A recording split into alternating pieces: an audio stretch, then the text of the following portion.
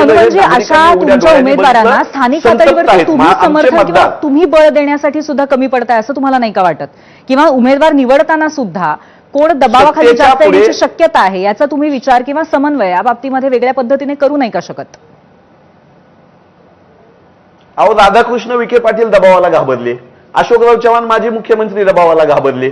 त्यामुळे दबावाला घाबरणारे आणि दबावाला न घाबरणारे ह्यांचा आमचा सामना चालू आहे ना.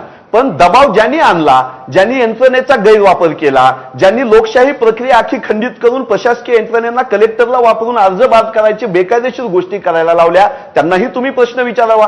काँग्रेस पक्ष सक्षमपणे लढतोय.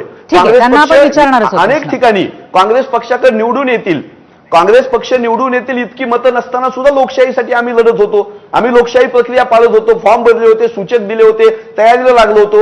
या वाईट काळात सुद्धा महेश देशमुखांसारखे, अतुलजी लोंढे यांच्यासारखे तुम्हाला आलेले नाहीये. उमेदवार हे खरोखरच दुर्दैव आहे लोकशाहीच्या दृष्टीने सुद्धा आणि सर्वसामान्यांच्या दृष्टीने सुद्धा. आता तुम्ही विचारलेल्या प्रश्नांचं आपण अवधूत वाघ यांच्याकडनं उत्तर करू. मान्य सपशेल ऐका, सपशेल अमान्य तुमचं म्हणणं मला खोडून काढू द्या. अवधूत वाघ नंतर बोलतील, माझी विनंती.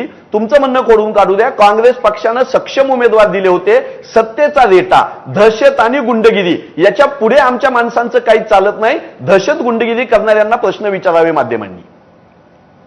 ठीक आहे, पण माघारी नाट्यानंतर तरी आम्हाला असं वाटतंय की या सगळ्या याच्यामध्ये इतरही काही कारणं असू शकतात आणि त्याच्यामध्ये समन्वय किंवा कुठेतरी पाठबळाचा अभाव जाणवतो सर्वसामान्यांना बाहेरून.